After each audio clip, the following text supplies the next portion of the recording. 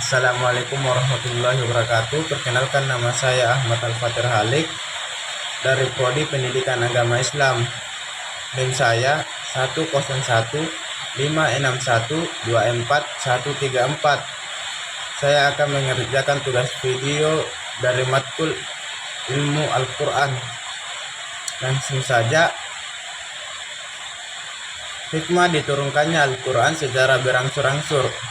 Yang pertama itu mudah dipahami dan dihafal. Al-Quran diturunkan secara bertahap agar mudah dipahami dan dihafalkan oleh umat, khususnya pada masa Rasulullah SAW yang kebanyakan masyarakat belum bisa membaca dan menulis. Menjawab permasalahan umat, ayat-ayat Al-Quran seringkali turun sebagai respon terhadap kejadian atau pertanyaan tertentu sehingga relevan dengan situasi saat itu. Nomor 3, membangun imam secara bertahap. Proses bertahap memungkinkan pembentukan imam kuat secara berlahan-lahan dan akidah yang menuju syariat. Soal yang kedua, sejarah Jamu'ul Quran wa kitabatuhu. Masa Rasulullah Sallallahu Alaihi Wasallam. Pada masa Rasulullah, Al-Quran dihafal atau dicatat para sahabat di berbagai media seperti kulit, tulang, dan pelepah kurma, namun belum dilakukan secara lengkap. Pada masa Khalifah Abu Bakar setelah perang Yamamah, banyak penghafal Al-Quran yang gugur. Atas usulan Umar bin Khattab, Khalifah Abu Bakar memerintahkan Sa'id bin Sabit untuk mengumpulkan ayat-ayat Al-Quran dalam satu mushaf. Pada masa Khalifah Utsman bin Affan, terdapat perbedaan dalam cara pembacaan Al-Quran di berbagai wilayah. Belum membentuk Utsman, terdapat perbedaan dalam cara pembacaan Al-Quran di berbagai wilayah. Belum membentuk tim untuk menyalin mushaf standar dan mendistribusikannya ke berbagai wilayah yang kemudian dikenal sebagai mushaf Utsmani. Soal nomor 3, pengertian munasabah Al-Quran dan contohnya.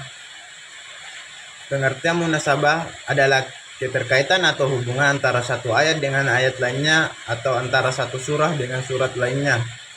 Dalam Al-Quran, tentunya itu ada dalam surat Al-Fatihah, terdapat hubungan antara ayat kelima iyyaka na'budu wa iyyaka nasta'in dengan surah Al-Baqarah ayat 2 yang menjelaskan bahwa Al-Quran adalah petunjuk bagi orang yang bertakwa sebagai jawaban permohonan petunjuk dalam Al-Fatihah.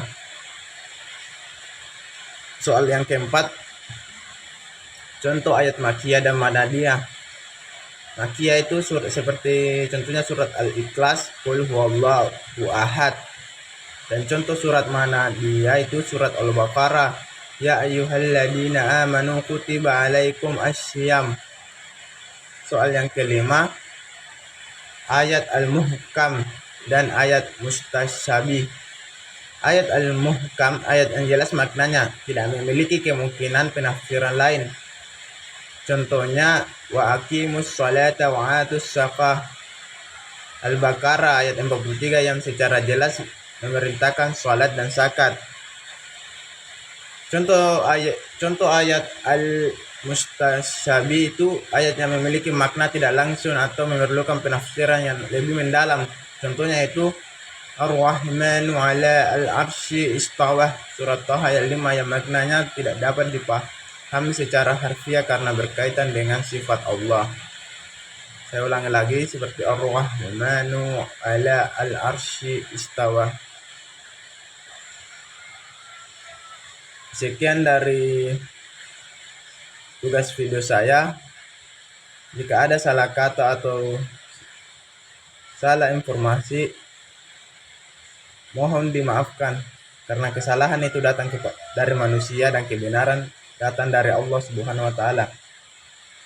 Sekian tugas video saya. Assalamualaikum warahmatullahi wabarakatuh.